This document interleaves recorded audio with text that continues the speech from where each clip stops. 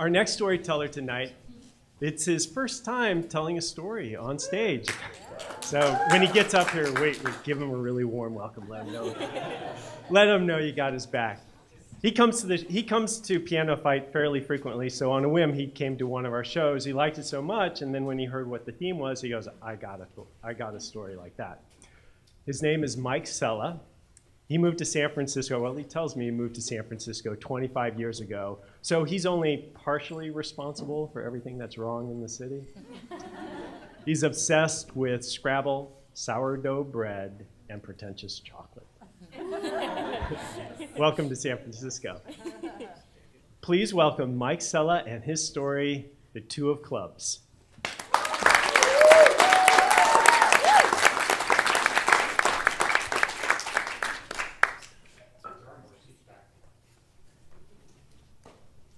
I have been a computer programmer for a very long time, maybe about 1,000 years.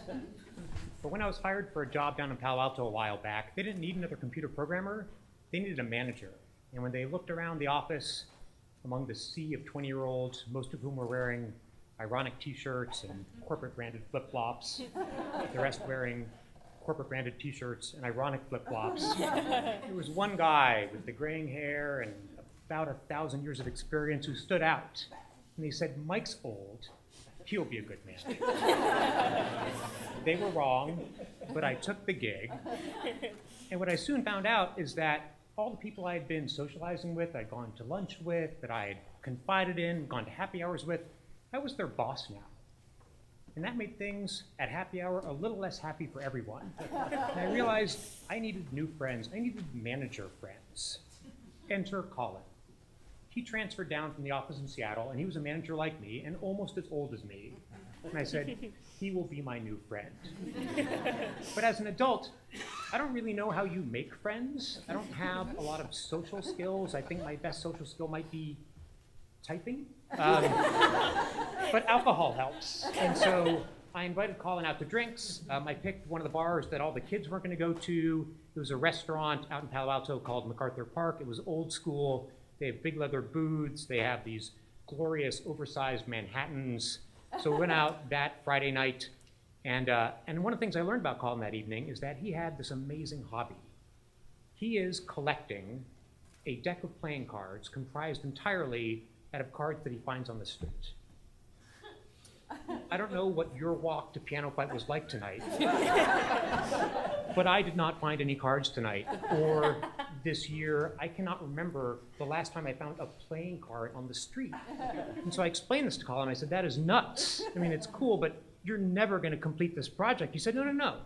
I found a couple dozen so far, and I've calculated the rate at which I find cards and how often a card will be one that I don't already have, and I estimate that I'll complete this project when I'm 70. And that was absurd and stupid and quirky and charming, and I said, you are my new friend now.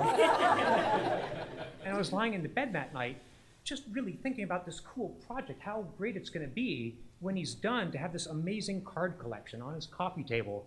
Every card a different story, every unique.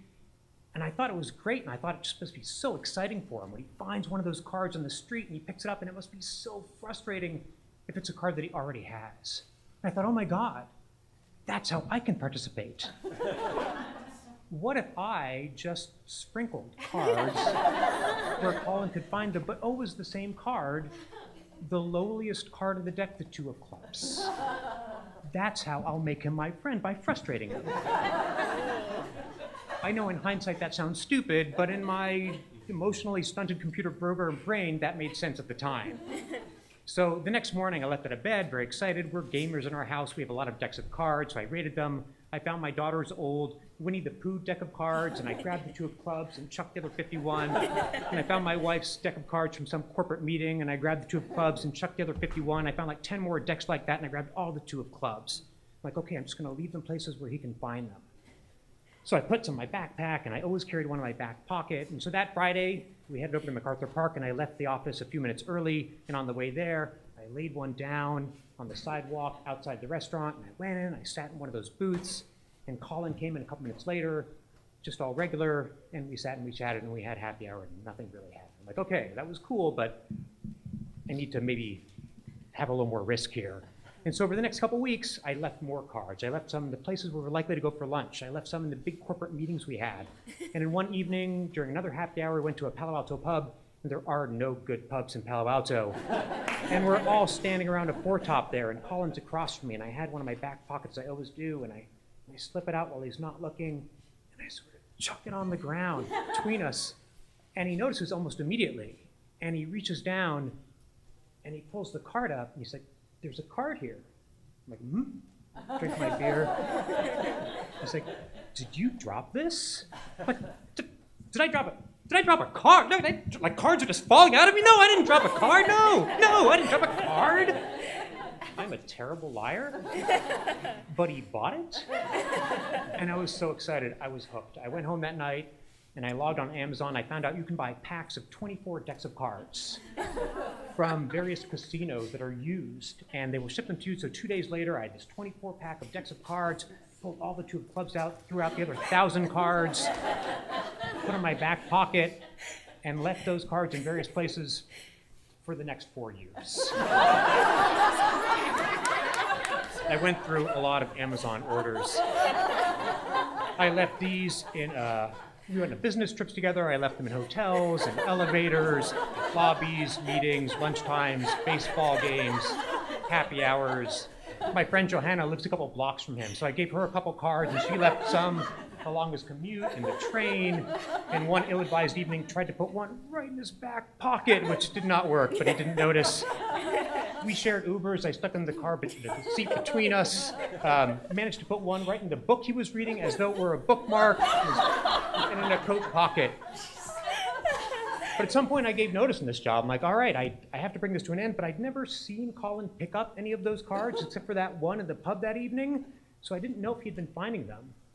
So that Friday, we're heading to MacArthur Park, and I leave the office a few minutes early, as usual, and instead of leaving it on the ground, there's a bush right outside the door, and so I left it right in front of the door, ramrod straight, in that bush, sticking up, two of clubs, go into the booth, sit down with the Manhattan. Colin walks in 2 minutes later, and he's holding the card. And I said, "Hey," I'm drinking my Manhattan, "what do you got there?" He said, "It's a card."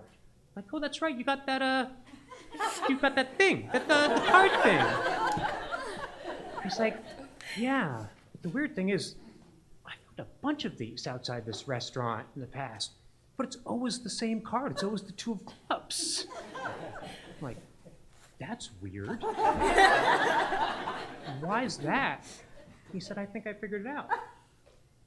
I think the parking valets hand these out to people when they turn in their car keys." Yep, that's it, you got it.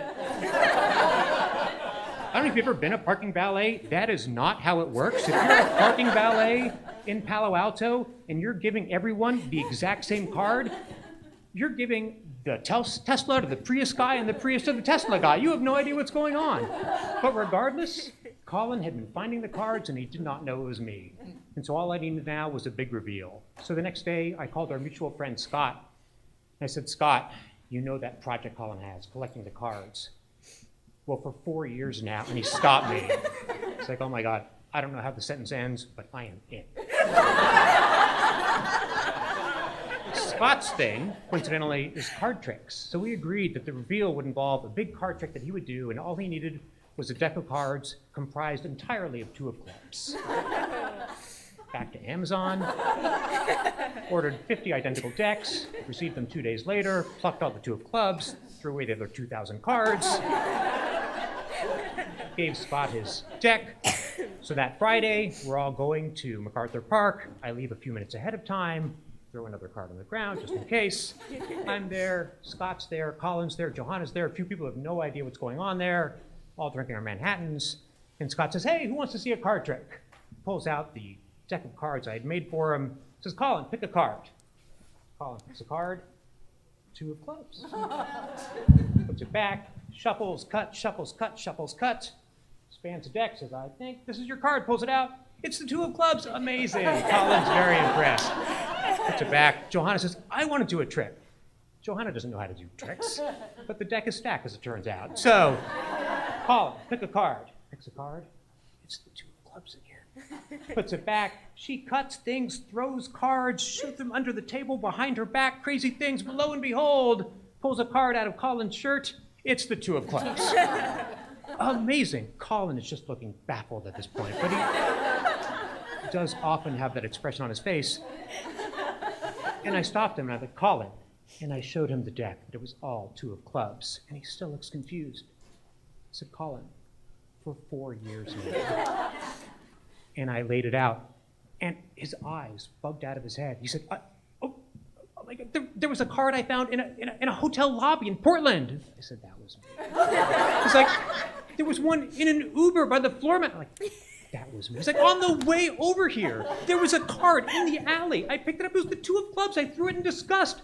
Like, that was me. They were all me. And he curls up in the fetal position right there in the booth.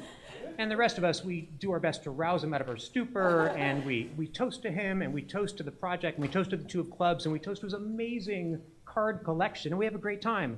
And I go to bed that evening very proud of myself.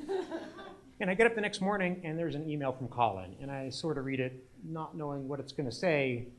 And it says, Mike, when you're a kid, sometimes things happen that surprise you, and they open your eyes, and they rewrite your understanding of the world. As an adult, that never happens. The world is the same flat, boring place every day. Thank you for giving me a feeling I haven't had since childhood. I was not intending to do anything profound. But thanks to the generosity of his spirit, we are still friends today, years later.